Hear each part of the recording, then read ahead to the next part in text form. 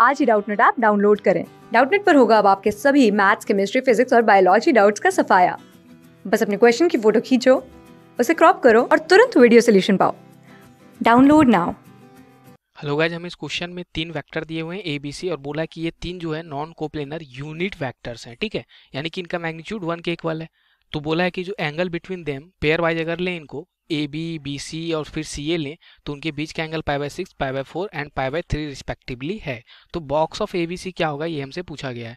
तो देखो सबसे पहले अपन देख सकते हैं यहाँ पे अगर मैं बोलूँ ए और बी के बीच का angle, a vector A and vector B के बीच का एंगल मैं देखूं तो वो है π/6। ठीक है, मैं लिख लेता हूँ यहाँ पे जो गिवन है। फिर वेक्टर बी और वेक्टर सी के बीच का एंगल हमारा π/4 है। ठीक है, और फिर वेक्टर ए और वेक्टर सी के बीच का एंगल क्या है हमारा π/3। ये हमें गिवन है। ठीक है, अब देखो box of A B C पूछा गया है तो अपन ये जानते हैं कि अगर मेरे को box of A B C इसका वैल्यू पूछा गया है तो अगर मैं इसका स्क्वायर का वैल्यू करूं तो वो क्या होता है, वो हमारा होता है A dot A, determinant of A dot B, फिर ए डॉट सी। ठीक है, और फिर यहाँ पे क्या होता है B dot A, B dot B dot C, फिर यहाँ होता है C dot A, C dot B और सी डॉट सी। ये हमारा होता है। अब जब अपन यहाँ पे स्क्वायर निकाल रहे हैं, हमें चाहिए था सिर्फ box of A B C, but अपन स्क्वायर निकाल लेते हैं पहले। ठीक है, उसके बाद अपन क्या करेंगे, उसका स्क्वायर रूट ले लेंगे और फिर हमारा box of A B C मिल जाएगा। उसके पहले देखो ए डॉट ए का मतलब लिखा क्या हुआ है, ये लिखा हुआ है मैग्नीट्यूड ऑफ ए का स्क्वायर, और ए डॉट बी का मतलब magnitude of A magnitude of B, ऐसा लिखा हुआ है इन्होंने। ठीक है, और फिर क्या है दोनों के बीच का एंगल दैट इज कॉस, और दोनों के बीच का एंगल क्या है यहाँ पे ए और बी के बीच π/6, तो ये कॉस π/6 लिखा हुआ है, ऐसा है।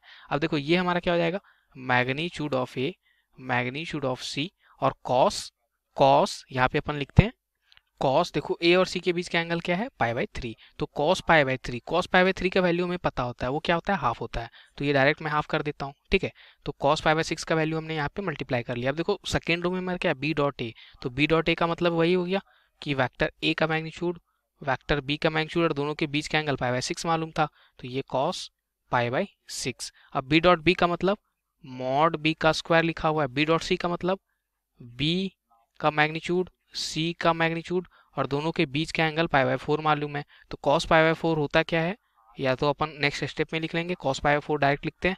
फिर हमारा क्या है यहाँ पे c डॉट ए, तो a का मैग्नीट्यूड, c का मैग्नीट्यूड और दोनों के बीच का एंगल हमें मालूम है क्या था 3, तो cos π/3। अब देखो ये c का मैग्नीट्यूड, b का मैग्नीट्यूड और दोनों के बीच का एंगल c और b के बीच का एंगल देखो यहाँ पे मालूम है, वो क्या हमारा c और b के बीच का एंगल π/4 है, तो ये cos π/4 यहाँ पे लिखो cos π/4, और ये लास्ट में लिखा हुआ है मॉड सी का स्क्वायर, ऐसा लिखा हुआ है। तो इसका टोटल का हमें डिटर्मिनेंट चाहिए होगा। ठीक है, इस टोटल का डिटर्मिनेंट अपन यहाँ पे सॉल्व कर लेते हैं सिंपली। ये हमारा लिखा क्या हुआ है यहाँ पे देखो, तो ये जो मॉड ए मॉड बी और मॉड सी थे हमारे यूनिट वेक्टर थे, तो इनका मैग्नीट्यूड हमारा तो 1 के इक्वल होगा। देखो ये मैं बोल रहा हूँ कि ये इनका जो मैग्नीट्यूड है वो 1 के इक्वल है, क्यों, क्योंकि ये हमारे यूनिट वैक्टर हैं। तो यहाँ से हमारा वैल्यू क्या आ गया, डिटर्मिनेंट मेरा बन गया 1, और ये तो हमारा 1 × 1 लिखा हुआ है, और cos π/6 हमारा क्या होता है √3/2, तो ये हो गया √3/2, और ये दोनों तो 1 है तो ये 1/2। सेकेंड रो अपन देख लेते हैं, cos π/6 की वैल्यू होती है हमारी √3/2, तो ये √3/2 लिखा हुआ है √3/2। फिर ये लिखा हुआ है 1, और फिर ये लिखा हुआ है 1/√2, और फिर ये लिखा हुआ है 1/2, और ये 1/√2 और ये 1, ऐसा हमारा डिटर्मिनेंट बन चुका है। अब हमें इसको सॉल्व करना है, तो इस डिटर्मिनेंट को अपन सॉल्व कर लेते हैं।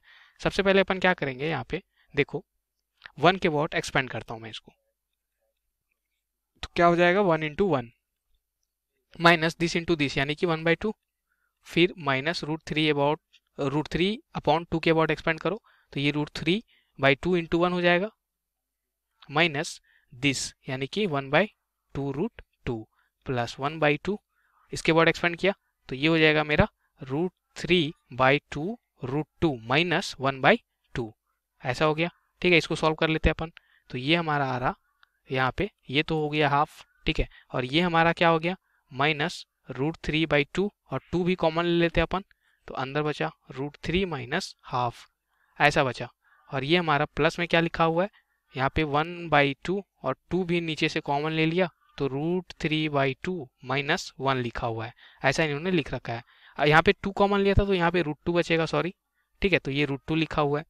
तो अब टोटली अपन देख लेते हैं कि क्या बच रहा है, यहाँ पे कैंसिल क्या हो रहा है हमारा। देखो टोटल को मैं मल्टीप्लाई कर देता हूँ तो ये हाफ लिखा हुआ है, माइनस इन दोनों को मल्टीप्लाई करो तो ये हो जाएगा 3/4 प्लस माइनस माइनस प्लस, और ये हमारा क्या लिखा हुआ है √3/4√2 प्लस √3/8 माइनस 1/4 लिखा हुआ है, ऐसा है।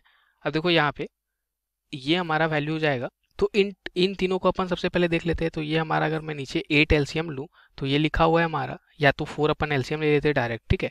तो यहाँ पे अगर मैं 4 एलसीएम लेता तो ये हमारा लिखा हुआ था 2 ऊपर में, और ये 3, और ये हमारा 4 एलसीएम होने के बाद -1 लिखा हुआ था, प्लस यहाँ पे √3/4 हमारा कॉमन आ सकता है, तो अंदर क्या बचेगा 1/√2 प्लस 1/2 बचेगा, ठीक है। तो ये टोटल वैल्यू हमारी हो गई माइनस माइनस यहाँ पे -1 और -1 यानी -2, -2/4 यानी कि -1/2 लिखा हुआ है, और ये √3/4, और ये टोटल वैल्यू हमारी क्या लिखी हुई है, ये टोटल वैल्यू बन गई 2√2, तो 2 प्लस √2 ऐसा बन गया, ठीक है। तो इसको सॉल्व कर लेते हैं अपन टोटली।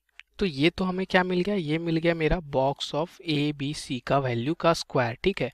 तो अगर मैं box of A B C निकालूँ तो अंडर रूट हमारा क्या हो जाएगा, √3/4 2 प्लस √2/2√2 और यहाँ पे -1/2, तो यही हमारी आंसर हो जाएगी जो हमसे पूछा गया था, ठीक है। तो इसका वैल्यू हमारा ये आएगा। Thank you. क्लास 6 से 12 से लेके नीट, IIT, JEE मेंस और एडवांस के लेवल तक 10 मिलियन से ज़्यादा स्टूडेंट्स का भरोसा।